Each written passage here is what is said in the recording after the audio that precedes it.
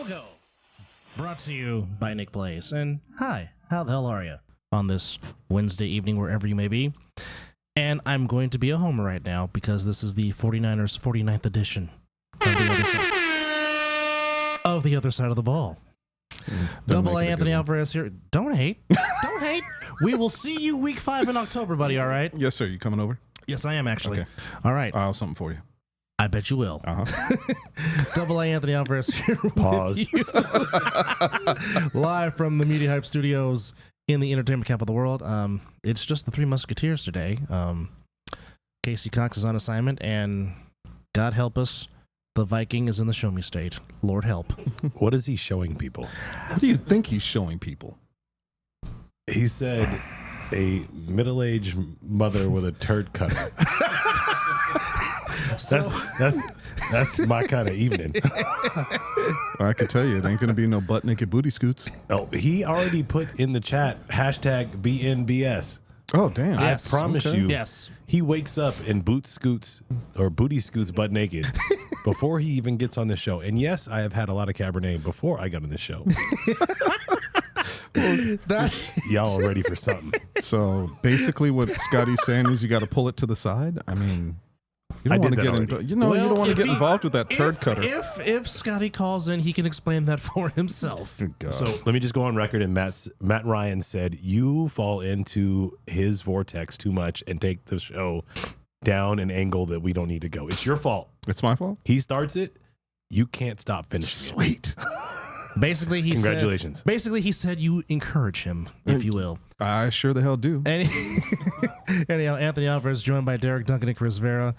Stirring it up. Yeah, as we mentioned, Casey is on assignment and Scotty's on assignment. But there is a number, as you can see on the screen. So we did have some callers last week, and I'm pretty sure we'll have some more coming in today. So first off, gentlemen, how the hell are you guys? What the fuck are we doing here? I'm just happy to be back. Screw y'all. Yeah. I thought you were out of town. I thought it was just gonna be me and Dub on the show. I'm like, that was last week. I'm like, who else is coming? Like, no one showed up to happy hour. I was there by myself. Happy hour. I had to mad dash from work to get here, which again just seemed wacky Wednesday strikes again for me. Anyhow, like really, you and I decided I know. 2 weeks ago we were going to go to a certain spot at 3 o'clock every Wednesday before this show. Yes. And then I dropped in the chat for our group chat for the other side of the ball. You know, and said, "Hey guys, I'm here. Happy hour's going down." You know how my If I eyes got are looking off down. earlier. I'm doing that on purpose, but I will bail myself out by saying that I kind of had to deal with some drama at work. What was her name? Hey, if my wife's watching, Tammy. If she's not watching, it's still Tammy. Okay, good. And the drama was $1.5 million worth of business that I'm trying to take care of. Let's just leave it at that. Yeah, we'll leave it at that. News breaking here on the other side of the ball. But anyhow, you were in my home area, which is the Bay Area. How was it? Outside of it being a business trip. How much time did you spend in the Tenderloin? Dude. Let me just say this. If you're going to go to San Francisco, stay away from downtown. All I'm going to say. And literally, that is not coming from me. Are we talking Mission District? Or are we talking Embarcadero? Or are we talking Fisherman's Wharf? Which area are we talking Fisherman's about? Wharf was okay. That's not downtown. That's not really downtown though. Yes. I'm talking downtown, and I'm talking where Transamerica they building? basically told me when I got. I mean, I'm not a small guy, but the girl at the front desk said, "Okay, when you walk out, don't walk to your left. Was her name Tammy? Don't go up the road. Make sure everything goes down the street." Okay. And I'm like, okay. And then she said, and after dark, make sure you keep your head on a swivel. Oh yeah, the crazies come out at night in the city. Oh, crazies is my The freaks come out at night. dude. No, freaks. The freaks come out at night. I've never seen. Well, all I'm going to say is you've never seen so many squad cars and so many ambulances and fire trucks driving around. I mean, I walked outside after I got there, and I could walk down to my first appointment, and I'm talking to one of my customers, and he's like, "Dude, are you getting pulled over by the police?" I'm like, "No, it's a fire truck. Hold on." And it drove right in front of me, and I saw that same fire truck 6 times while I was there. That sounds about right. The exact same fire truck. That sounds about right. I would never live there. No. Sounds awful. No. Sounds like a great place to visit. I visit there as often as I can. because I get to come home. Oh yeah, it's one of the greatest places in the world to tour, travel, eat, experience the game. Go Giants, by the way.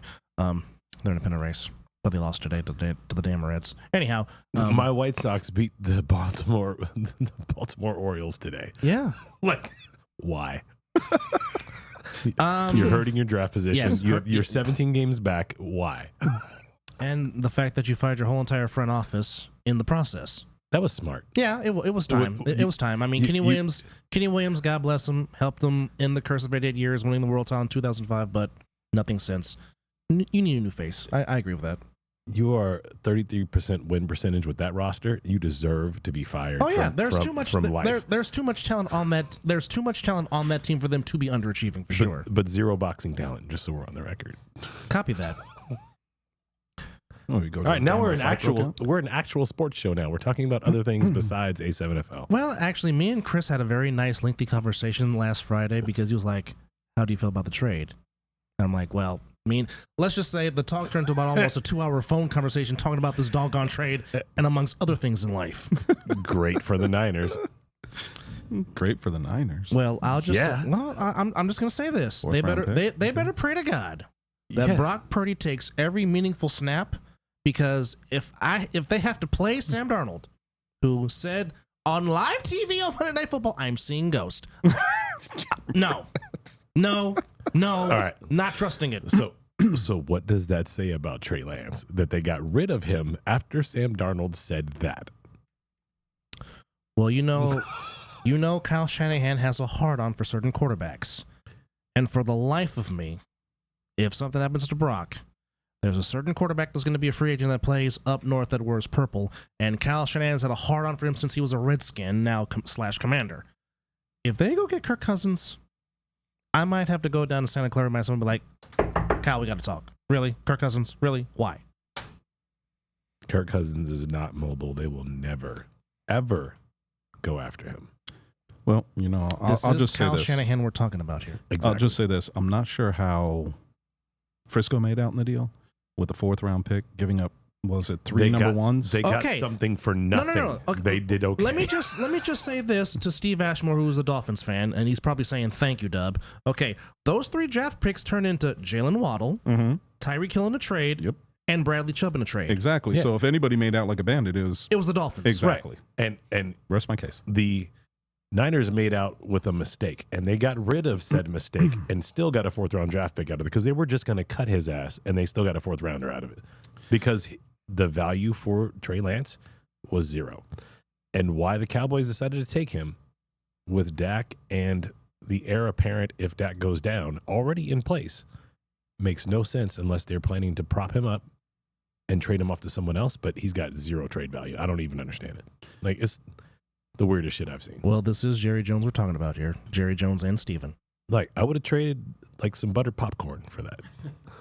But in hindsight, and why that might be true, and I can see where you're coming from. The problem that I see is a couple of things, and one of them being you basically said, "Let's give up everything we have for the next couple of years for this kid." He comes in, shits the bed twice, supposedly. And now you got rid of him, and that's a good thing. Yeah, for basically a 6-pack of beer and a friggin' dildo. Let's face it. Put it into perspective. They have been on the precipice of the Super Bowl. Oh yeah, 3 of the last 4 years they've been in the Final Four, and what has kept them down has been the damn quarterback position. Well, because of injuries. But the question mark becomes, okay, like you said, Purdy goes down.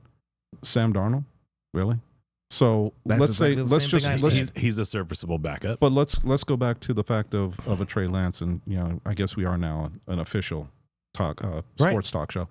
But if you go back to what we're talking about with Trey Lance, I don't think we have enough on him because, like they said, he started 7 games last year, right? No, he's played in a total of 8 games, 4 starts. Went 2-2 in those starts. Technically 1-2 because he got hurt in a 4th start, which Garoppolo came in relief against the Seahawks. When he broke his ankle. When he hurt his ankle by a dumb play call by Kyle Shanahan, which he tends to do from time to time with mobile quarterbacks. Yes. Anyhow, we say all that, but then I go back to what I suffered with Alex Smith because you were very patient with Alex Smith for 9 years until Harbaugh arrived. Now, granted, You want to know why? because the team was Alex shit. Smith is good. The team was crap. Okay, The team was crap. He was the bright spot. Even though no, Frank Gore was the bright spot. Yeah, I would agree with that. But you know what? There was something that was brought up, and I'm not going to take credit On the for sheets. this. I'm not going to take credit for this. I'm going to just say it. Love me some Frank. When you look at Trey Lance, and you have to understand one big thing, he threw 257 passes in his high school, college, and pro career so far. That's basically anybody in the pros right now. That's 10 weeks. So the guy doesn't have a whole lot of snaps under his belt. He needs more reps. Yes. He was not going to get it in Santa Clara. Nope. And I don't think he's going to get it in Dallas, to be honest. No. Just my thought. Possibly not. But back to Look, if they use, here's what I'm thinking. Here's what I'm thinking. You use him the same way the Saints used their backup quarterback. I can't think of his Taysom name. Hill. Taysom Hill. And that I thought that was the plan for Trey Lance when he was the backup. They were using him in certain packages. And if you can use him as a Taysom Hill, Cordell Stewart, X-back type guy, come in the quarterback position, run the Wildcat, and do some cool stuff with him, I could see that. But Mike McCarthy is the coach of the Cowboys, and he's not creative at all. I don't see that happening. So why the Cowboys? No clue. If he had ended up in Baltimore, But remember, he's just a play caller. He is not the offensive coordinator. he's just an idiot. Well, you can call him what you want. well, he is an idiot with a Super Bowl ring. Yes. I mean, take it for what it's worth. Yeah, Aaron Rodgers won that. So Hey, you don't got to tell No matter how you don't break have it to tell me down, that. no matter how you break it down, he's still got a Super Bowl ring. Yeah. yeah, so does Trent Dilfer. Fresno State Bulldog. Go Dogs. Anyhow, Mr. Vera, are you excited for This is this? a great upcoming- sports show. This is fun. Are you excited for Sunday? Quan, what's your opinion? I want to bring Quan into the show. Sorry. No, go ahead. Go ahead. Hey, host. Go ahead. I watched a show from yesterday that was recorded with Sherm Brown, my dog who runs the grid. Okay. And he leans on Quan for a lot of commentary. And Quan is really good at this sports thing. And we don't do that shit enough. Quan. Uh-oh. Uh-oh. Well, Sherm just keeps asking me questions. I'm trying not. I'm over here eating pizza and yogurt. With pineapples. Stop Well, it. actually, today's not pineapples. But I'm shocked. It's good pizza. Folks, Quan does not have pineapples on his pizza. not today. Damn, call Metro. I mean, I do that like once a week, and then I get other pizza the other 6 days. Okay. But yeah, I mean, he just starts talking to me. Right. So, I don't like it. Quan, what I don't like Sherm. we. You said the I'm same joking. thing about J-Dot. on I Quan's really show. don't like J-Dot. You don't like us either, do you? I mean, today I do, but All right. on someone else's show I won't. Right. Quan, So- you have a personal request from the Rainbow Bridge of Asgard. He says, you got to come to our games. Oh no, I definitely want to come. I watched the Pause. I watched the final game. I watched the final game and then part of the semifinal game against Cincinnati, where the audio kept cutting out and it was freezing up on YouTube and stuff like that. And I almost Yeah. never watched again, and then Go to it came caffeine. back. Caffeine, caffeine is where you caffeine. want to go. Okay. I went on YouTube because it's on my TV, but the championship game definitely had me loving it. But before that, I hadn't even watched. So, what are your favorite sports outside of A7FL, outside of flag football, in general, pro sports? What's your thing? Basketball is number one. So basketball, NFL, UFC, hockey, Golden Knights, obviously. I see the hat. Very And- handsome hat. Oh, thank you. I'm born in Vegas. That's what's up. Born and raised. UFC, I said that, but basketball is my main. That's I grew up Laker fan, as right? a Laker fan, diehard. Yeah. Yes. Yeah. Damn them. My nickname was Magic because I wore so many Magic Johnson clothes, and then I would throw no passes and hit people in the face. So I wasn't like Obviously, they as weren't good looking. as Magic, but Right. Well, they didn't know you were so good. exactly. You were like- it was their fault for not being as good. You were the first white chocolate Basically, before Jason yeah, Williams. Basically, All right. Yeah. Oh, Mr. Williams. Ask Gary Payton about Jason Williams. One of the greatest crossovers of all time against Gary Payton. Dude, AI, J-Dub. Only man that make Michael look like he had no legs. That crossover in Philadelphia, my goodness. I loved that kid. All right. So, welcome to the show, Quan. oh, thank you. Well, Well, Dub, you're going to ask me something. What are you going to ask me about Sunday? are you excited for Sunday? your beloved Seminoles of Florida State taking on the Bayou Bengals of Louisiana State University. Yeah, there's I am excited about the game. But it is kind of interesting because I've got some friends that are LSU fans, Of course. and I've already been hearing it. Of course. So I mean, they're ranked number 5. Florida State's ranked number 8. But did LSU practice on their special teams? Because that's what got them last year. Well, my question is, did the Noles practice on defense because their running quarterback is what got them last year? Look, the Noles aren't practicing shit. They're running from a hurricane right now. Well, That true. shit is permeating their backyard. Shout out to Florida. Everybody pray for Florida. The Big Bend, it's going down up there right now. They're talking in 12 and 16-foot storm swells. If you didn't evacuate and you decided to lock in, I hope you have a waterproof house and a boat because that shit's ridiculous, and I'm looking out for you guys. And But- most importantly, house insurance. Yeah, getting more expensive down there. Or homeowners insurance That's for us too. people who actually own I- house insurance. It's kind of like car okay? insurance. Come on, Let me man, be. leave them alone. Let me be. And by the way, I got family down there, so shout out to my family. They're all doing good so far. So hopefully that'll continue. A Well, quick that shout is- out to our guy Alton Walker, who actually played with our guy Deion Sanders. The reason Chris and I both became Florida State fans, if I'm not mistaken. He is a first responder and football guy. Played with Deion back in the day at Florida State, and he is a first responder out in the Tallahassee area. Owns the Capital City Cyclones. That's my dude. Hope you're doing well, man. Hope you're making it through, and thanks for taking care of the neighborhood. A big shout out to him. So actually, we do have a video that we do want to play. Quan, if you please. Uh-oh. This is the funnest show so far. This is the General from the #1 show on Animal Planet called Tanked. I just finished watching the 2023 A7FL Championship game. What a game. Unbelievable. No pads, no helmets, just ball players. Wow, what a game. I am a big fan. Woo! Shout out to the general. Love that shit. Animal Planet, aquariums, and now he's a fan. God Man. bless him. Knocking them down as they come up, man. Look, we're coming up, dude. Hell yeah. We got People paying attention. C+ level celebrities that are like rocking for us. Dude. Look, that's a big deal. Like my life on the F list has been strong. C+ is big news, He And says that's a come up on the come up. right? now all we need to do is get some of the people that live here. Some of the people that live here, we need to get them going. Flavor Flav, Yeah. Carrot Top, Flav. and Chris Angel. Watch Yep. what I do. Did you hear that? He says Flavor Flav, Carrot Top, Chris Angel. Now, if is Tyson still here? Of course, Tyson. Tyson's Oh, still there you here. go. He has his ranch. And Michael Bivens from Belle Bid DeVoe, he still lives here. I was Really? not aware of that. Yes. Biv 10, really? Yes. Yeah. Interesting. Now you know.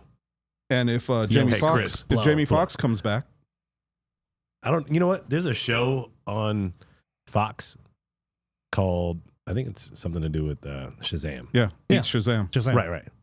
And supposedly Jamie Foxx is the host of that show. Yeah. And every time I come home, Nick Cannon. No, after Jamie went down with his medical issues, Nick Cannon took over for him, and Jamie is supposed to be back next season. Okay. Because I had never heard of this show before. And every night I come home from being out, that show is on because I leave the TV on for the dogs. And it's always Nick Cannon saying he's the guest host.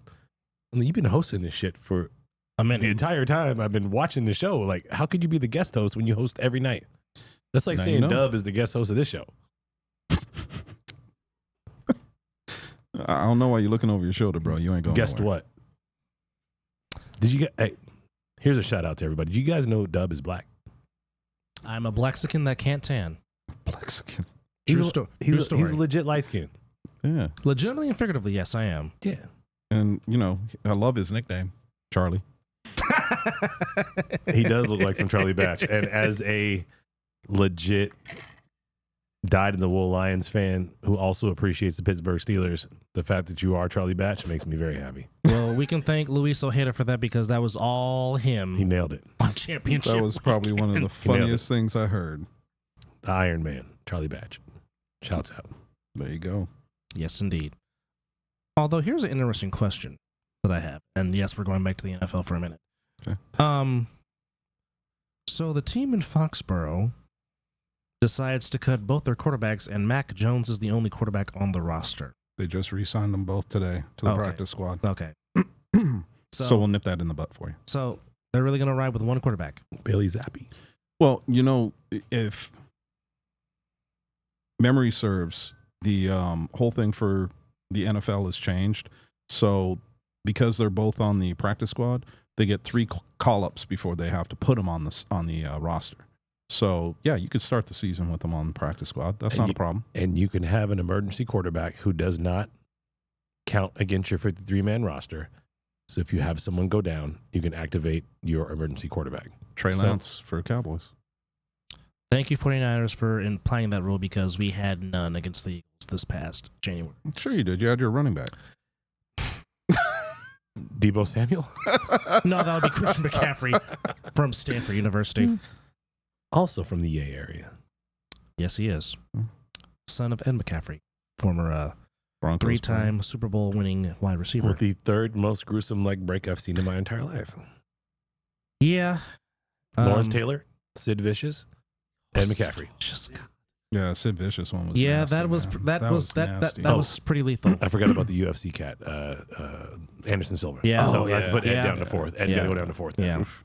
Which, of course, shout out to Terry Funk, rest in peace. Mr. Middle Aged and Crazy, one of my all-time favorites. want the fun.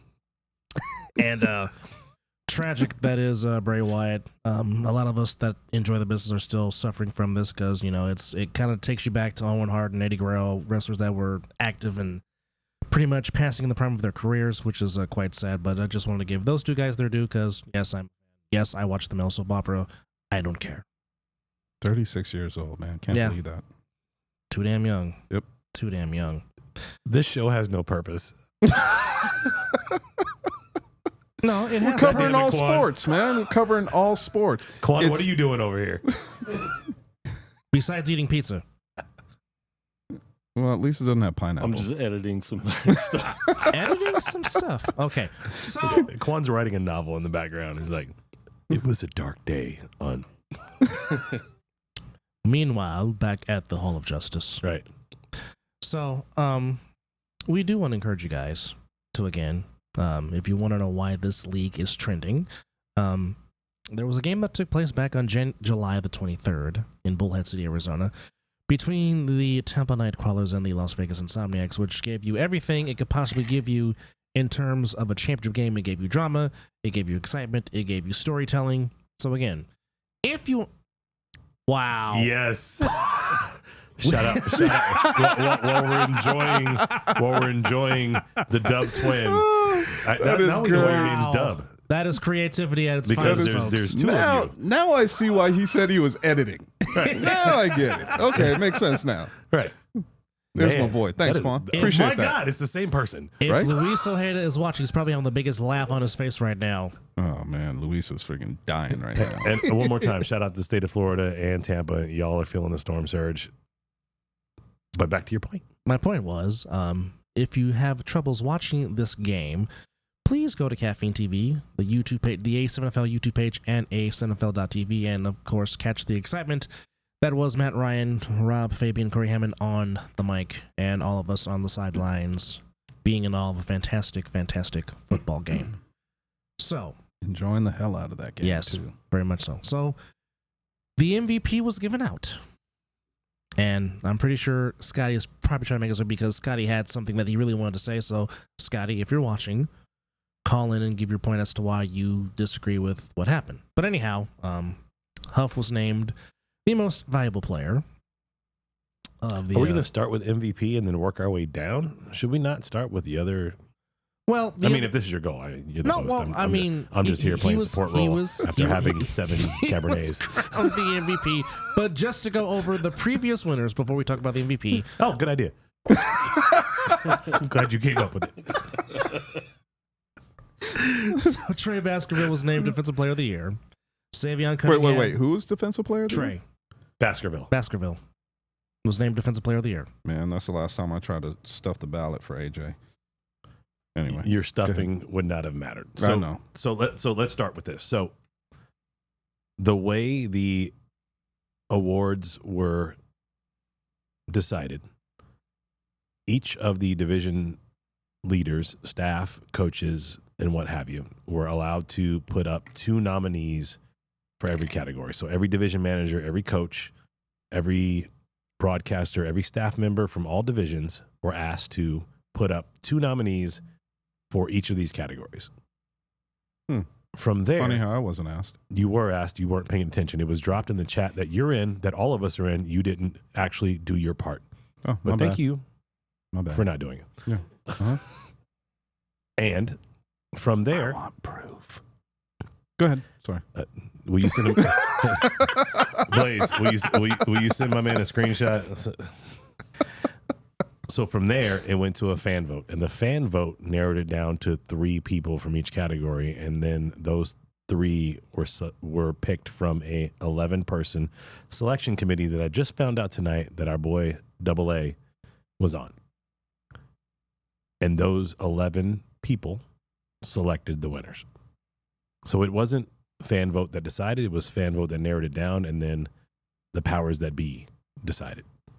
Okay, Dub, who do I need to slap for that defensive Big player Rob of the year? Fabian. And good luck to you.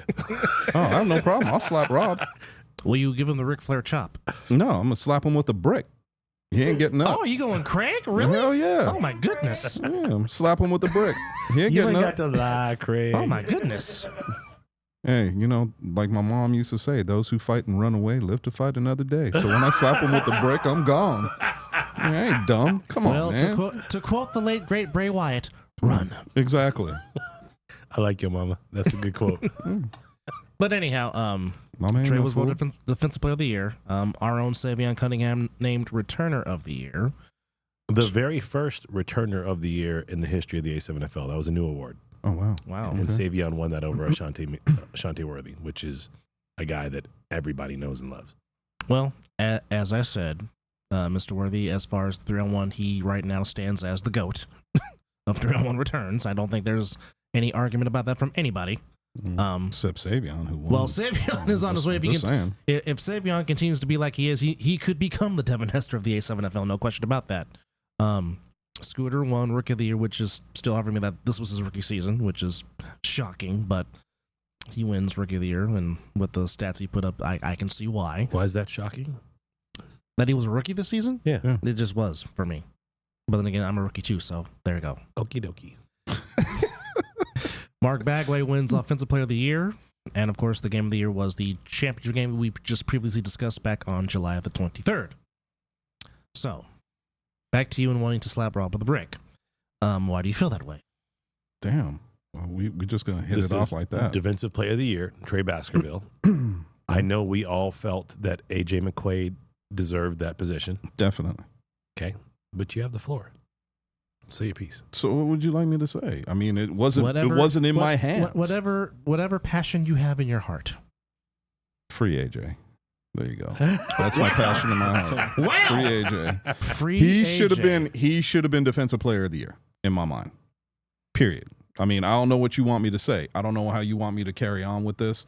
The decision was made. I disagree. Okay. Strongly disagree. Okay. And I think AJ should have won Defensive Player of the Year. Period. So while we're here, Mhm. how much East Coast Renegades Trey Baskerville tape did you watch to compare him Probably to AJ? about 2 games. Okay. In reality. So that's not No, fair. it's not enough. It's not fair for you to say that No, he it's- shouldn't have won that. You're right. It isn't fair. I don't care. AJ should have won. All right, moving on. That's how you feel, apparently. You Hey, also maybe did you didn't not hear me. vote for Trey with the vote you had, I did not. Dub, I did not. and I put up AJ, and I think I put up Gianni Breland as my second defensive. You would never see me argue about that. Yeah. But you'll hear me argue about this. And remember, Rob likes to stir stuff up from time to time. Of course. Love him for that. And Rob, if you can don't stir think up all the shit he wants and talk all the shit he wants, but what we all have to say to ourselves at this time is like, although Rob is a brilliant man and knows this sport better than probably anyone else in the league in broadcasting, the Insomniac still won that shit. Shut up. Shots fired, if you will, Okay. from the championship owner. So when I hit Rob with that brick, I'll just wake him up, throw some water on him, and say, "Hey, that was Derek. That wasn't me." Rob's like, if this happened, if that happened, so and so should. I'm like, if my aunt had balls, she would be my uncle. Yep. Now go away, Quan, is there anybody on the phone lines? please. No. No. Okay. Save the show. Well, like as we said, there is a number on the screen. It'll pop up in a few seconds, but All right, so Yeah. It's on there there. it is. So if you have some thoughts that you'd like to share, there's the number. all right, so DPOI. So would it be all right if I walk away and call in? That's a great idea. You know, it wouldn't shock Because I me. hate for you to leave, but I love to watch you walk away. So defensive player of the year. Yeah. I think we're all in agreement. We would have Preferred? agreed that AJ was probably the better choice, but I would say that none of us on this panel watched enough film on Baskerville to say that we have a legit argument other than we saw AJ, and how could anyone claim to have had a better season on defense than him? Can I just ask one question? Who had more sacks? I have no clue. I don't know Trey's. I don't know sacks, pressures, swats. I mean, because Trey Baskerville is like 6'11", 240, and runs like a 3.4, according to the stats that I've seen.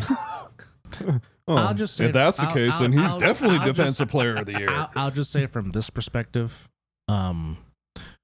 when in a sense a team doesn't run to your side of the field, Mm-hmm. that's pretty much domination. Because for a long time, you hardly heard Deion Sanders' name called in a game unless he was making a return because they never threw to his side of the ball. Well, they did throw to him. Well, and most of the time it was picked, and he was taking it back the other way. But my point is, him, Nnamdi Asomugha, Willie Brown, all the greats, you name it. Yeah. Their name shut was down rarely one side of called the was field. because that side was shut Yeah. down. You didn't dare throw to their side of the field. Now again, when AJ was here in the studio, he was begging people, please run to my side. That's going to be a T-shirt. Please run to my side. What? Please run to my side. Run to my- AJ McQuaid, run to So- my side. Yep. That's going to be a T-shirt. So I mean, the same with Lawrence Taylor. You watched where 56 was going to line up every single time because he changed the game that much. Mhm, yeah, because he had a way of ruining your offensive coordinator for the day. You know, you always had to know where he lined up, and that's what I felt about AJ. That's why, and I agree with that. It's just one of those things, and maybe I need to go back and watch this other gentleman a little bit more closely to see exactly what he did before I start saying I disagree. But you know, dude, call me a homer. I don't really give a shit. It's been Vegas versus everybody all year. Why am I going to change it now? All right, so just something to kind of soften the blow. One of the things that's going to be a 3-on-1 / other side of the ball joint show will be the All-Pro A7 NFL selection show. And the 3-on-1 guys have said to me plainly, AJ is probably going to win that position as one of the two defensive ends. So he will. So let's say AJ got honorable mention, but didn't win it. And I don't know if it's because the league needed to pay homage to the East after they didn't end up in the championship game and they needed to make things look pretty good. But I don't know any reason why Trey shouldn't have got it because I haven't seen the film on the man and I can't take anything away from his game without having seen it for myself. So I don't want anyone on here to go and say he didn't deserve it unless they saw all of his games and compared him to AJ the right way. Can Well, let me just go say ahead. this No. real quick. Shout out to Kelly. Thank you for having my back. I appreciate that. She said, I'll have your getaway car ready. That's my girl right there. Love her. Thanks, Kels. Appreciate you. I'm pretty sure the Imperial March was playing and she was probably typing that, I'm sure. Use the Force, Luke. But I think the one thing is, everyone that got nominated is certainly deserving of the nomination. Yeah. And then, let the chips fall where they may. But hey, you brought up the fact of us having an And she all-star. will have snacks, she said. Oh, damn. See? Kel, then you wonder why I love you so much. Now you know. And Look, knowing us half the battle. you said we're going to have Yes! So the whole thing with that, yank your, that's it. The See, fuck you just guys, happened? you Are we guys live? Are we live? quit Hello. friggin' messing with each other. Anyway, so you said we're going to We are have not. this vote. Are we going to have a game? an all-star game. That is my hope. That is a heck of an idea. Like So- our own version of the Pro Bowl. Absolutely, Yeah. we should have one. I have designs on having a East versus West All-Star? All-Pro All-Star game. Okay. Where Nice. it's selected, where we've talked about the 3-on-1 and other side of the ball, picking the best of the best from both sides of the country, and then having a game with those guys being invited. You know what? I've got a better one. Ooh, I say we pick the East, they pick the West. that's not good. We'll pick the trashiest guy. No. You got to understand. The thing about that, I'm if you, petty, if you, bro. You know what yeah, I know. But if you're thinking about that, it would be interesting because it forces you to look at Look at film. Yes. exactly. Yes. And it forces you to pay attention to all the players. So that's why I'm saying it would make a lot more sense for us to pick theirs to pick ours, because nobody's going to want trash. We're gonna try to look at, and the thing about it is they could submit the teams, or excuse me, the players they think we should look at, and we can pick the teams from there, and we do the same thing. It would be more interesting. That's That all all I'm saying. sounds nice. I'm petty. I would pick the worst people out of all that, so make sure that we would win. Always Hey, looking it's- out for his but it's- coast. But it's a win all the way around that way. So what's going to happen is we'll pick our top team. They'll pick their top team. We'll come together. We will wax that ass. Game over. And we'll move on to next season where the West still is the champion, like we are as we stand right now. Wax that ass. Show me what you're working with. Right. Anyway, And Casey agrees with you, by the way. Of course he does. I'm still waiting for his first original thought. Well, he actually talked about the whole Trey Lance and trade about it. So Yeah, he said he liked Trey over Cooper. I wasn't sure if he was Well, talking I A7FL with Trey Robinson and Mark Cooper. well, I think he's and yes. and this is interesting because Brad Sham, who of course legendary voice of the Cowboys, actually I'm a fan of Brad Sham. He said possibly that when Cooper Rush signed, he only signed a 1-year deal and he might be out the door after this season, which is a huge possibility. Because he deserves to be a starter in this league after the 8 oh games yes, he threw up last he season. went 4-1 and played Was it 8? spectacular. No, he 5 went 4-1. games. He went 4-1 in 5 starts and played spectacular. No question about that. Okay, you guys can give him his flowers, but as a Cowboy fan, I can tell you right now, yes, he on a limited basis, he would be definitely a good backup somewhere. I don't believe he is starter material. You guys can say he is all you want, No, but as a I didn't Cowboys say- fan, I did not say that disagree he was wholeheartedly. starter material. I'm just saying he possibly might want to leave to try and see if he is or not. We're just saying as a starter, he has a better win percentage than their current starting quarterback, whether he's good or not. Look, 4-1, he's got a better winning percentage than your quarterback. Why is that important? My quarterback does not play for the so Cowboys. now we're going a whole different direction, because once we bring Derek's team into it, it's like, oh, we ain't talking about that. I'm still Oh, picking, we can bring my team into this all you want. I'm Okay. still picking them to win the NFC North. Because my me my too. quarterback's better than all 3 of yours combined. Okay. Well, last On time Ross St. Brown, I am a fan. all I could say is just one thing, and that is, out of the 3 quarterbacks that were taken in the draft that were starters, your quarterback, Carson Wentz, and Dak Prescott, the only quarterback that's still with his original team. And only one of them has been to a Super Bowl. Let's go ahead and throw that in there Yeah, too. you could throw that in there. Right, because that's the only thing that really fucking matters. You are Being on the 100% same right. team, like, You're 100% right. Because He's the only quarterback that's been to a Super Bowl. Unfortunately, it wasn't in Detroit. But yet, the NFC East Not remains till this year. the only division to have a Super Bowl winner from each team. Say that again? The NFC East Yes. is the only division to have a Super Bowl winner from each team, Correct.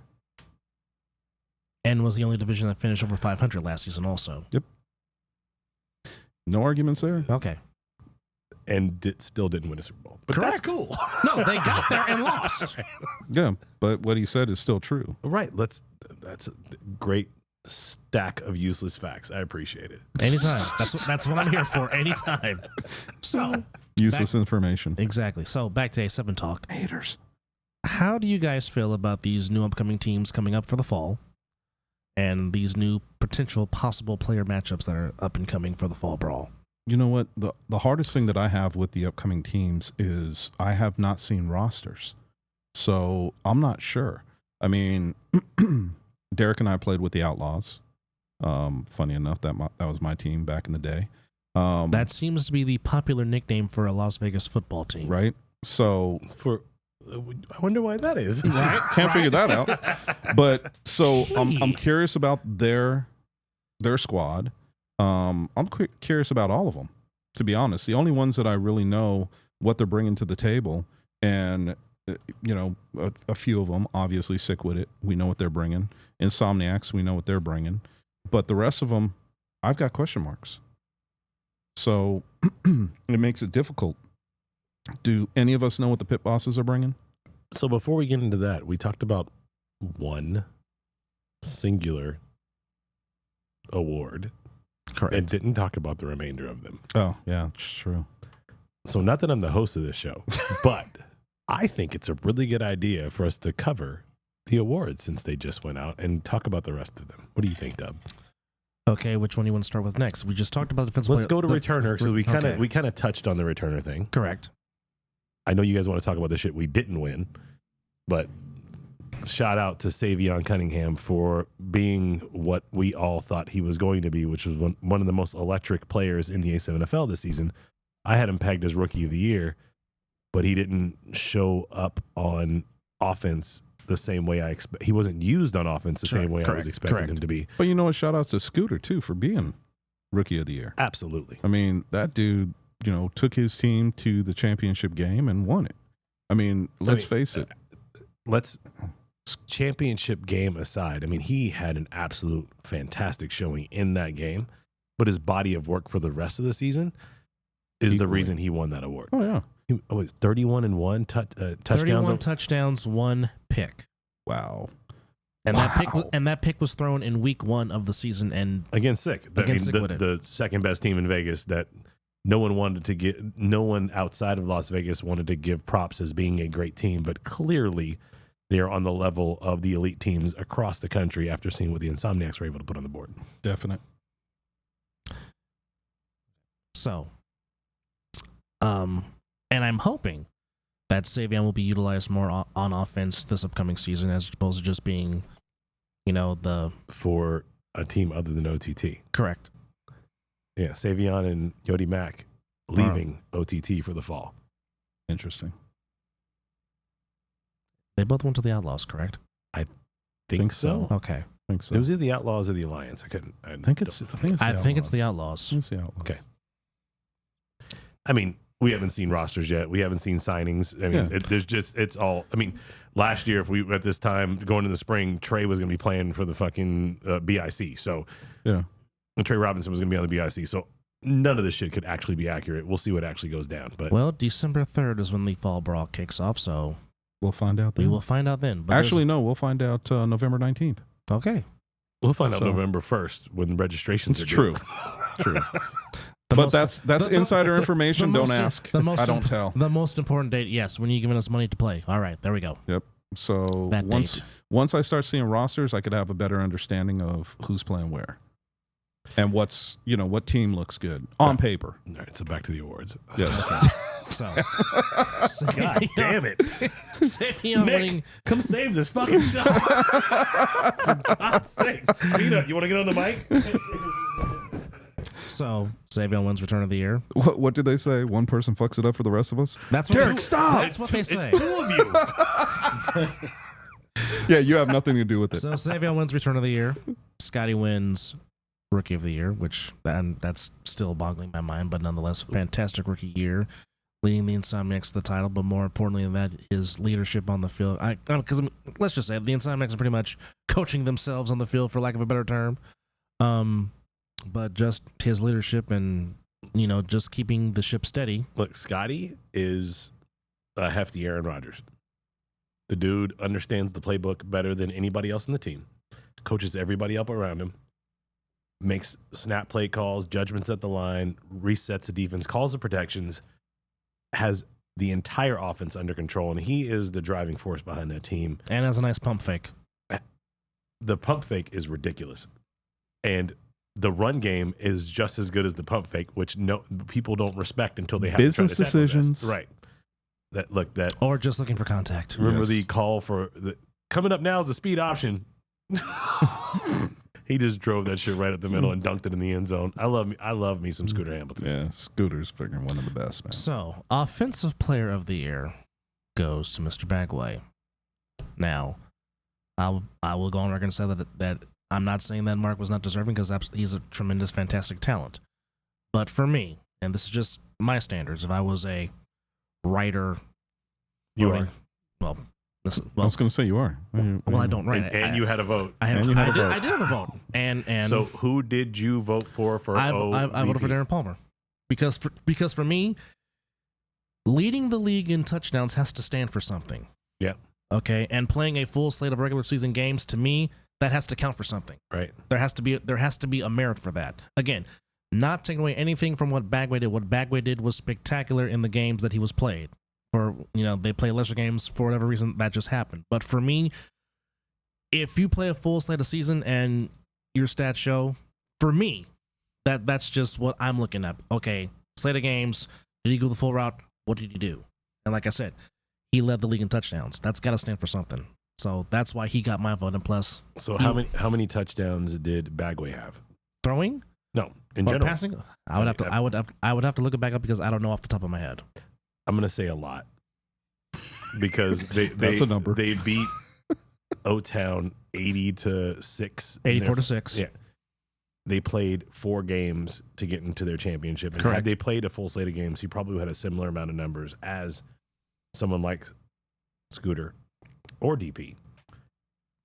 I'm just saying, look, I saw Bagway back-to-back 2 weeks, one in Ohio, one Championship game. one in Bullhead, and that dude is the truth. Oh yes, he is. No question. If I wasn't being a homer, I would have voted for him for MVP because, number one, he played on both sides of the ball. He was electric on offense and solid on defense in both games. Correct. The Insomniacs had a game plan to put him in the dirt, thankfully. But the dude was everything. Like, if I'm starting a team today, my first pick is Kenny Mack. My second pick is Mark Bagway. And a lot of people would agree with you on that. I don't doubt that one But second. Kenny Mack was my vote for MVP. Like, I've never seen a more dominant individual on the line than that man. It's funny, When you can pancake somebody not wearing cleats, right? that's power. So I told my wife, voted, and she said, well, who do you think I should vote for Offensive Player of the Year? And I thought about it, and I'm like, I don't want to get involved in that. I want to let you make your own picks because I'm biased. Whatever you want to do. She actually put Kenny as the MVP. And I had him as Rookie of the Year because it was his first season. Right. So I had him as Rookie of the Year. That's He was, where I voted. he was one of my him. nominations for Rookie of the Year. Yeah. So, I mean, Kenny Mack, I know you're listening, bro. He needs a better campaign manager. Yeah, don't think that we didn't think about you and all this, man, because you were definitely a standout. Well, So, he if he continues to play the way he plays, he might have an award named after him when it's Right. all said and done. dude, to watch him walk guys down the field, and I'm like, Kenny, where's your freaking cleats Yeah, at? no My feet cleats. hurt. No cleats. I didn't have them and on. He's still pancaking. Right? people. I I'm got a like, question. Why do people call him Matt Kenny versus Kenny Mack? Like, what's the difference, and what is that about? Does Man, somebody, you got to does somebody ask here know? him that. I have no idea. Kenny, call in, bro. I see you in the chat. Yeah, give us a call, man. You got the number right there. Like, where does that Matt Kenny versus Kenny Mack thing come from? I know Viking every time he talks about it calls him Matt Kenny. Mm-hmm. I'm just, Or could it be the three faces of Mac, like the three faces of Foley? I mean, they had like 6 different Macs on the Insomniacs, like Little Mac, Big Mac, Medium Mac, Big Mac, like Double Mac, Special Mac. He just said in the chat. We have a call. Oh, we do have a caller. All right. First caller of the night. Welcome. Hi, Casey. Caller, are you there? Pick up your phone. You're on the request line. If you break out to Mr. Telephone Man, I'm done. Mr. Telephone Okay, I'm out. Man. There's something wrong with my line. Kelly's outside with snacks. Scooby Snacks? Didn't work, Quan? Did they hang up? They caller? don't know my real name. They're going off of Facebook. That's what he said. That's what he said. Copy that. My brother, you'll always be MVP to me. Well, for the caller that was trying to call in, try back again. Again, the number is on the screen for those. Did you say Tribeca? No, try back again. I could have said Tribeca. Was it the triangle below canal for you? No. Okay. So, Caller, you there? hello, caller. Okay, we will try this again. In a Again, minute. numbers on the screen, 702-608-3259 if you want to call in to the other side of the ball to talk to myself, Chris, and or Derek. All right. So we talked about OPOI and DPOI, Correct. returner. There's have- two. There's two more. Okay. Game of the year and MVP. All right. So game of the year, that's like a slam dunk. Yeah. Like, I know people want to talk about the game between BIC and the U, which was Fantastic. Yes. Actually, both games between those two was fantastic. But the last 17 minutes of actual, like, real time deliberating over a call that hadn't really gotten decided, that was, for me, some of the worst sports television I've seen after about once it got into about minute 6. I'm like, either you have it or you don't. Can we move the fuck on already? But it was a great game through and through, and I knew every game between them, when it matters, comes down to the last second. But the national championship game was the best football game I have ever seen in my entire life. Now, granted, I have a little bit of bias, but before that game, it was USC versus Texas, the Vince Young game, as the greatest football game I'd ever seen in my entire life. Second was Patriots versus Falcons with the comeback in the Super Bowl. Super Bowl 51, really? Third was Titans versus Saints with the reach for the last second. That's a half a yard short. That was the Rams. That was the Rams. What did I say? Saints? Saints. Titans versus Rams, excuse me. Super And- Bowl 34. Surpassing those all was this game.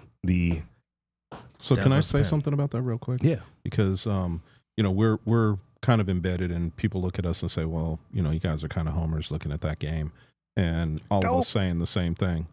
But all I can say is that I actually received after the game on Monday, Try back When I- again, Ken, if you can.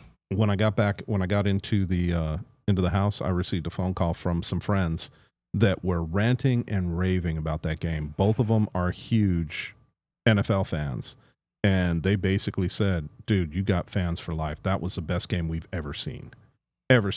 One is a Raiders fan, one is a Cowboys fan. So and neither they're one of them have ever seen football. yeah, okay, whatever.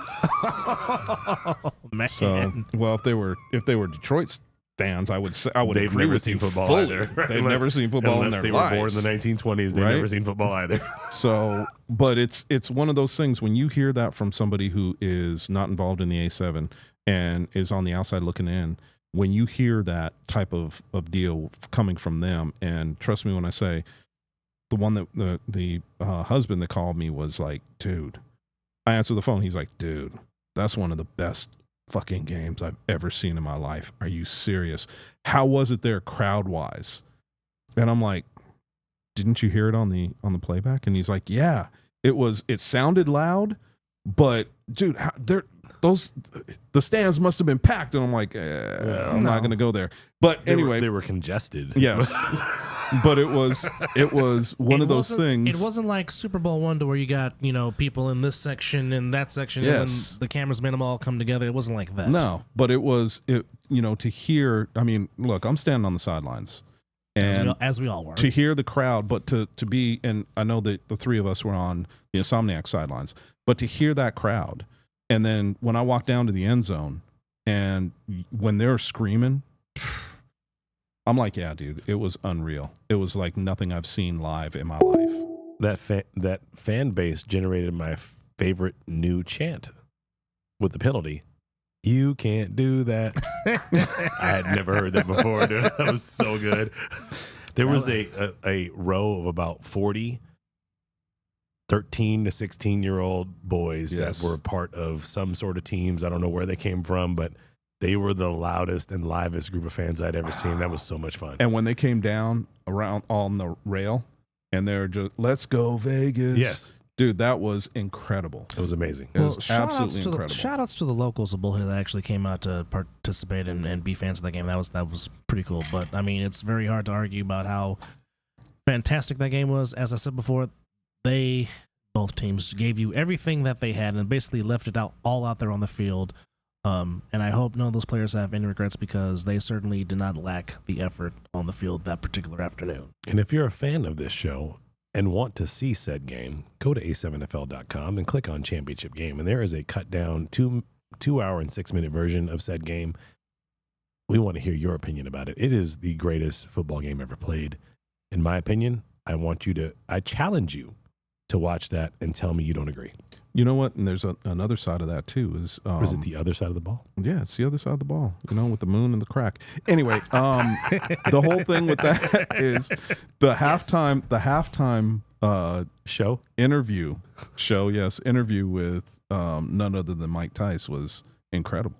I mean, I couldn't turn that off either. Yeah, I've now watched this championship game 4 times, and now that we're bringing it up, I'm probably going to go home and watch it for a 5th. So, I mean, it's one of those things that I just can't stop watching. It pulls you in. It does. It really does. I mean, just the whole fact of the Insomniacs take the lead, hit their first true conversions, and then here comes the Nightcrawlers just seemingly scoring at will, seeming like the Insomniacs have no answer. Then, of course, here comes Q out of nowhere, changing the game around. Then, of course, Munchie talking about throwing on top of his head, as you said so many times, and then just RTC, flat tire and all, talking about, can I make it? Okay, I'm going to make it. And then, of course, Danye jumping the route, interception, of course, one of the greatest camera shots. Derek just, victory! Yeah. Victory! My favorite part, though, was when RTC reached down and grabbed the burrito out of his pocket as he's going into the end zone. I thought he had a calf cramp, but he was reaching for a burrito and pulled that shit out of his pocket. Burrito or chicken nuggets? One of the two. Yeah, I gotta say though, Munchie, after the touchdown, and he's trying to stretch his calf out. I'm like, is this some new celebration? Oh, I thought it was a prop. I thought he was doing the big leg, like Hulk Hogan. Yeah, I thought he was doing something. I'm like, okay, is this wrestling? I mean, what am I missing here? And then when RTC got up and he's limping, I'm like, oh, okay. And I'm like, hey, you good, bro? And he's like, yeah. Didn't think I was gonna make it in the end zone. You didn't see me grab my calf. Oh, I said, no, man, I missed that. I'm like, oh, can he make it? Because, but again, like I said, just for him to still pay attention and cross the goal line first, because, you guys have played the game. Most times when you feel a cramp or you feel something pull, you're like, the first thing, your instinct is to just drop the ball and fall down because you're in pain. Actually, no, it's to hop. That too.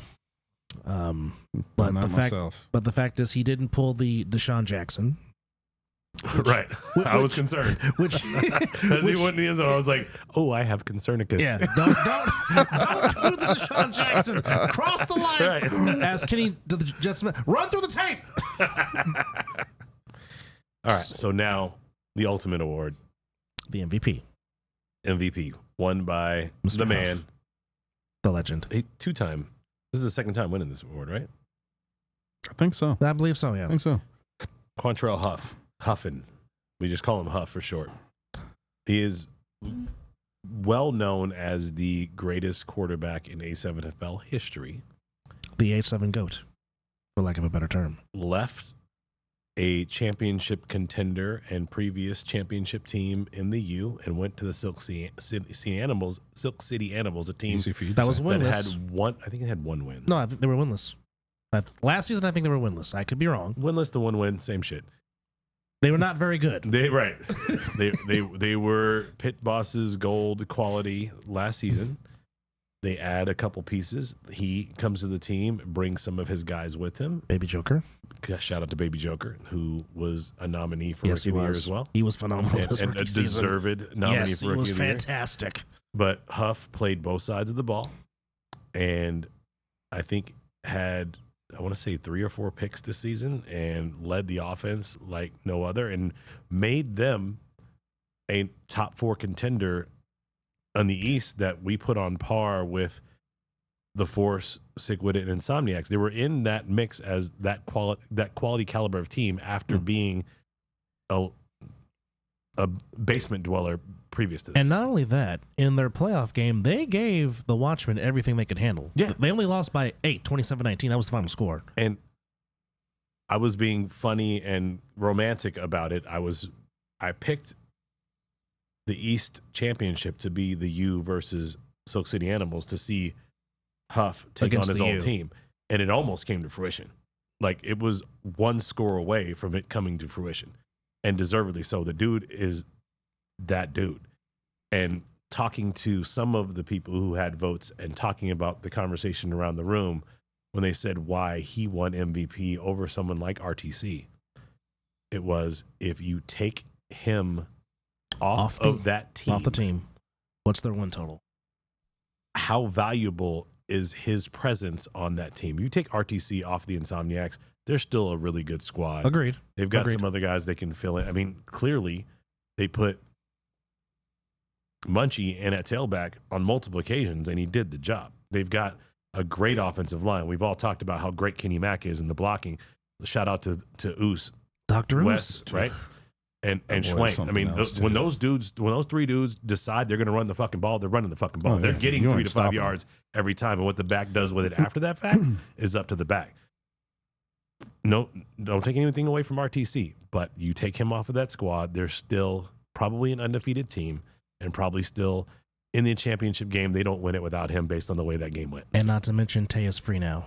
Right. And if Tay was Tay doesn't punch somebody in the face, he's on the team too. Tay is going to have a, he is ready to play. Oh, he's going to run like a And madman. he's gonna- He's going to run like a madman. This fall, I am afraid of everybody who goes against him. No, That he's- man is he's going to be looking for contact. he's going to be running people over. He's looking for And by the contact. way, just so you know, we went back to we're talking about the sound on the field. Kelly, who was on the other side of the field from us, So she was it- said you could feel the sound come through the ground on the other side of the field. She's not lying because I Yeah, oh, we got. we got a caller? Hello. Oh. Hi. Hello. But How no, are you? I started on the Nightcrawler on and she's correct because you can. Hello? Caller, how are you? What's going on? How are you, sir? What's happening? What's good, gang? This Kenny Mack. What's of course up, it is. kid? Big man, the Cornhusker. What's going on, sir? Man, the reason they call me Matt Kenny is because nobody knows my real name. Everybody goes off of Facebook. Got Only it. the people that you hear call me Mac are the ones that know me. Everybody else just going off of Facebook. Got it. Well, that makes a lot of sense. So why were we having him call in again? It was like 17 minutes ago. Because we were talking about whether it's Matt Kenny or Kenny Mack. Okay, so We that just- was the explanation. So now that we have you, so let me just go ahead and get this out of the way. I've told you and probably 17 other people, if I was drafting a team today, you'd be my number one draft pick. Would you also be your number one draft pick? Would I also be my own number one draft? Yes. No, I would not. Wow. Who would be yours? Because you know this game better than probably anybody else that I've come in contact with because of the way you fight in the trenches. My answer is, man, not just because he's on my squad, but I would say RTC. That's not surprising. He's That's not a like that. surprising answer. Not- Because of offense or defense or both? No, neither. Because of the grit to the game. Okay. You got to be able to go to war with fuckers that you know going to go to battle with you. And if you got a motherfucker on the side of you, excuse my French, that you know he's going to tuck his tail, I don't want to go to battle with him. But I know a kid that's going to wreck his face and bleed everywhere and still want to run the ball. I want to play with him. Facts. That's what's up. Yeah, and that's what happened, man. And You he feel me? Just like myself, I bust my lip open. Blood was everywhere, but I was right back in the game the next play. Facts. Yep. like I can't unsee that picture. So It's not about being running back. It's not about the. That's what I would take. I would take a dog to go to war with any day because I know somebody gonna have my back if we shit get real. And chances are you're going to pick yourself after that, so you know you're a lock. Oh yeah, I'm always dig myself out of it. But you know that somebody else got your back. Not too big a hit, You can sir. only beat up 6 motherfuckers at one time. Somebody always gonna try to sneak you. Hey, small hits at one time, man. Come on. Small hits. Nothing too big. What you say? I couldn't hear you. I said small hits. Nothing too big. So Mac, I got a question. How do you harness your power when you're pancaking people on the other side of the ball? What does that come from? Nowhere, bro. That's what I'm supposed to do. Plain and simple. Got All it. right. So a follow-up question. Not a lot of people understand your playing history and how you arrived at the A7FL and what you came from. Would you mind enlightening the listeners as to who Kenny Mack was and is?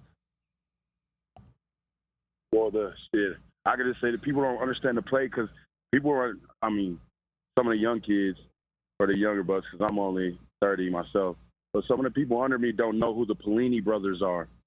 So when I played at Nebraska, it was a set of brothers that are not allowed to coach in NCAA right now because of how aggressive, I should say, they are. But the Pelini brothers are my coaches.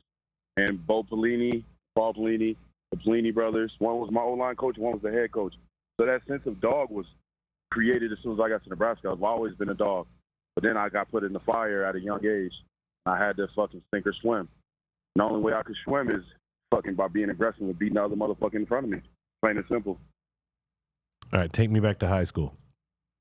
What'd that look like? You said take it back to high school? Yeah. 4-star recruit. So you can look this shit up too. Just type my name in on Google, Kenny Mack. I can't 4-star read. recruit, 4'8", at 345 pounds as a junior. Wow. Shit, if people want to know the story, all from freshman all the way to my junior year, I was locked up in county.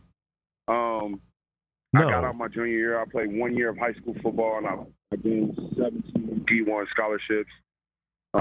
Kenny, was that in and I Vegas? picked Nebraska, and I rolled.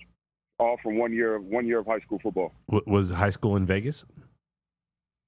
Yeah, I moved from Detroit to Vegas, and I was still in the Detroit mindset when I first got here, and it was a little too much. So I ended up going to the county, getting out my junior year. End of junior year, I played basketball. And then start of senior year, I rolled out, played football. Like I said, all the scholarships came off of 1 year and 2 camps. So and I ran a 4.840 as a fucking nose guard, and everybody was like, yo, you're going to be an O-line. I was like, fuck it, let's do it. So let me ask you this. What made you chose Nebraska, and what was the final decision? Like, how many schools was it down to, and what made you eventually chose the Cornhuskers? Oregon, Nebraska, Oregon State, and Mississippi. I choose Nebraska because I had a coach by the name of Dan Brasha, who's one of the most well-renowned coaches here in Vegas. He believed in me when nobody didn't. Nobody wouldn't. When I came home from county, instead of me using my own money to get to the Nebraska camp, he paid for it. Wow. When I made that connection with those Nebraska camps, the Nebraska coaches, it was finito from there. I talked to Brasha, and Brasha was a driving force in my life, and he said he kept me alive at times. And that's why I made that decision. He told me that it was going to be a place for me. Get away from everybody I know, get away from everybody that, I was rocking with at the time, and live a different lifestyle where it's nothing about football. And that the best type of football that be for me is the most aggressive type of football. So that's where he told me to be. He introduced me to the Pelini brothers, and that was that. How much of this story did you put into the interview with the Clocked In guys, or did you come for that? I didn't even get a chance to go because I was coaching my youth team at the time. So it was youth team or the interview. So I'm gonna pick. So I picked my youth team. So I rescheduled my interview.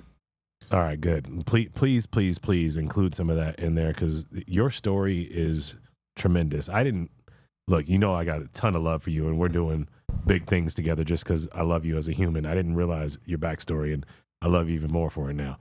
So please make sure that the majority of that gets in there because that is the type of story like you and the Viking. Those things make this league what it is, and I want to make sure that we get that out there. But yes, sir. And all that shit is Google information. Of course. They got all that shit on Google. So yeah. I told you I'm black. I can't read. Oh yeah, I feel you. Yeah, don't listen to that. Hey, Kenny, all I can say is, man, I got a lot of respect. I don't really, to be honest, Derek, you know me, bro. The story is cool where I've been and cool and everything, but what I'm doing now for these babies and for these boys, that's what I want my legacy to be, bro. I really don't care. You know what I'm saying? What happened in my past, that was some shit that I created that I had to get up out of. Now that I'm out of it, I really don't talk about it because it's really not a point. I talk about the boys and this youth football and this high school football now because that's the future. Yeah, but I can care less about myself. It's funny because, Kenny, you and I talked a little bit about what you're doing with the boys, and that's where my respect has always been. First and foremost, you know, what you do on the field, but secondly, what I see you do with these young men. And, you know, we need more coaches like you. We need more people like you. You're molding these young men into what we think is going to be a positive in their life. And some of these, you know, you talked about it. Some of these guys and some of these kids don't have that father figure in their life, and you become that. And I know when I was coaching, I saw it, and I respect you a whole lot for it. So much respect for you, brother. I love what you're doing. I got one of myself on my team right now. One of my A7FL brothers, Tavares, who plays for the Kryptonite this year, the big nose guard in the middle and the big lineman. That's personally one of my good friends. And Tavares stuck his neck out for a kid that was doing some things this year that everybody on the news know about with these cars.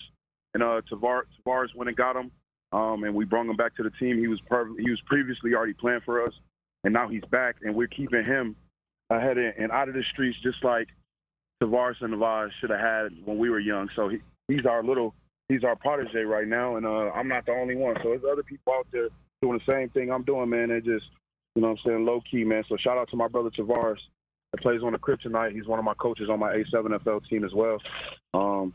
And we just trying to help these babies out, man. Anything and anything. Yeah, and you said you want to talk about your past, and I get that, and you're beyond that, and you've grown from that. But clearly, having that in the back of your mind allows you to see that in somebody else and help pull it out of them and get it out of them, so you can do better by them. So don't lose sight of where you came. Don't lose sight of where you came from, because you know it's clearly where you're at versus where you came from, but the road of how you got there is super important, and when you can share that with other people and they can hear your story. Oh yeah, you already know, D. That's why I stay grounded like that, man. I never want my kids, and my wife, and my boys that I coach to see that dark side that the streets can offer.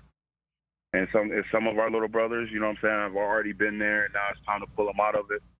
And I feel like that's my purpose right now. And I'm fucking killing that shit. You are. And equally important, somebody who's been through the same struggle as you, you can look at them and say, look, I did that. You can recover from that. I'm living proof. And I keep it a bean with the boys, too. I got 11-year-old boys that know my story. That's like, nah, you don't know that. You don't know Coach Mack like I do. And these are 11-year-old boys that'll tell you this. And they know my story. And they know the real, so they level with me. And that's why I'm in a position I am with the boys. It's more than a coach position. They level with me, and we, you know what I'm saying, we're from the same spots. And even for the kids that's not, they want to get to where we are mentality wise, and they are drawn to it as well. So it's a win-win on both sides. Well, as I've often said, that life pretty much is really a testimony, and your testimony that you are sharing with us, literally and figuratively, even if they never tell you, is definitely going to save somebody's life. So, my man, keep up the good work for sure. I appreciate you guys, man. Y'all have a good day. Derek, I'm almost to the house, so I'm gonna get on that computer and get to work, and I'll be tapping in with you shortly, brother. Yeah, I'll be free 7:15. Shout out to Kenny Mack. Kenny, I owe you a call, so I'll make sure to get that to you too. Yes, sir. Not a problem. I appreciate you. I ain't want to hit you up, Chris. I already knew you was busy and moving around, bro. I knew you would get back to me when you got free, so it's all love, baby. Yeah, you got it, brother. The Appreciate one and you. only Kenny Mack. Thank you, brother. Appreciate it. Future #1 draft pick. All right, brother. If I get my choice. Same to you, sir. All right, brother. Thanks for calling in, man. Or answering the call when we call back. Right? One of the two. Hey, we got to get him on the show somehow. That's some great producing, Blaze. Where did Blaze go? He's got his hand up over there, man. Come on, man. I woke him up from his nap. He's doing the fist bump. Anyhow, before we come up against it, do you want to be a part of this growing, trending league that is the American Sevens Football League? Well, if you do, if you want to be a division manager like Chris Farrow, or if you want to hold the trophy like Derek Duncan, or if you want to be in media like yours truly, go to a7fl.com, go to a7flwest.com. It will give you all the details and all the outlets of where you want to be a part of this league. If you want to be a part of this league and you want to understand why Mike Tomlin said, give this league 5 minutes, go there. it might be for your beneficial needs. And it might fulfill your needs, whatever your needs are. I wish I could repeat what Mike Tice said to me. Was that on the record or off the record? Oh, when we were standing on the sidelines with the first quarter of the game, Mm-hmm. they called down and said, "Hey, can you send Mike Tice up to the box?" He was standing right next to me. He looked right at me and said, "Fuck you! I ain't going nowhere. I'm staying right here to watch this game. Tell him I'll be up there at halftime." Love it, man. The game was so good. Dude, We may have talked about that already. But Yeah. yeah, Well, a couple of times. probably one of the biggest moments of my young broadcast career was being video bombed by Mike Tice. That was pretty cool. That was. he thought you were Charlie Badge. Well, I mean, there we go. Yes. What up, Charlie? That just made Derek's day. In more ways than one. Now, Oh. if you could have had him in the Lions jersey instead of the Steelers jersey, that would have been even better. Look, when he was a starter for the Lions, that was some of my favorite times as a Lions fan. That dude was everything. Well, it should be now because, like I said, your team is on the come up, my friend. I like what Dan Campbell's done. I like what Ron Holmes has done. I like how they've put this Brad team Holmes. together. Brad Holmes, I'm Yeah. sorry. It's all good. But a lot of people are picking him to do something this year. I said 2 years ago when I saw the new regime come in, last year they will compete for a playoff spot. This year they will compete for a division title.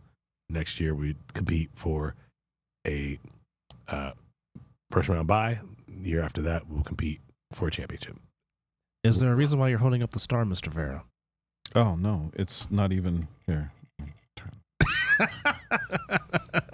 I was just listening, but Oh. since you brought that up, Well, you were holding it up. I was pausing. I was holding just it- watching yeah, what's you going were pausing, on. but you were holding it up with a tremendous amount of pride there. Okay, if you say so. Well, that's how you looked. I mean, if I am wrong, please correct me. I will sincerely apologize. You are corrected. Okay. I was not holding it up for anything. I was not like, hey, there was nothing. I was just pausing to listen. He just can't drink and listen at the same time. Multitasking is not his strong suit. Shit. Got If it. you only knew. Not only do I multitask, I do a lot more than that. But anyway. Well. So, Mr. Duncan, you have You said killed more than Kenny, once. you bastards. Screw you guys, I'm going home with the TV booth. Okay. Back to reality. So, Mr. Duncan, you call this the UFC of football. Why are you so passionate in that statement? If you think about, so I always say that we are to the NFL what UFC was to boxing. We are the UFC of football kind of is a summary of that. If you don't put the whole statement around it, it doesn't really make as much sense. If you think about what the UFC was in its inception 25, 30 years ago when Royce Gracie was fighting dudes that were 350 pounds and, it was like legit, I'm the best dude out here. I don't give a hell what you look like. I'm going to fight you and I'm going to win. Ken Shamrock, Dan Severn. Thank you. I feel like that's what the A7FL is today. We are a stripped down version of what the polished version of the NFL is. You strip away all the protections. Boxing's got the big gloves and you're only throwing hands, and it's a great sport. It's one of my favorite things in the world to watch. I am one of the hugest boxing fans you'll ever meet, but I also love the UFC equally for how raw and different it is, even though it is also a fighting combat sport. And there's a reason why UFC fighters don't do well in boxing and boxing guys don't do well in the UFC. It's fighting, but it's so different that one doesn't necessarily trump the other. And that's why I say when you look at the A7FL, it takes a certain kind of athlete, a certain kind of man or person that's willing to put their, or man or woman that's willing to put their body on the line for what they believe in, knowing that there's risk and not needing protection to watch out for that risk and how raw and real it is. Equally important, how we compare to the NFL, the fact that you can see our guy's face, the emotion, you're not blocked by helmets and visors. Like my favorite football player for 12 years was Michael Vick before he decided to fight dogs and piss me off.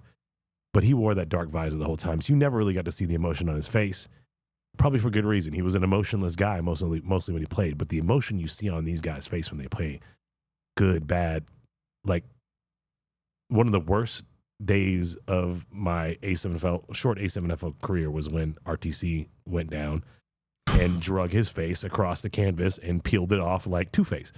Looking like Terry Funk, bloody. No, he looked like Two-Face from Batman. Like Harvey, I'm Batman. Right.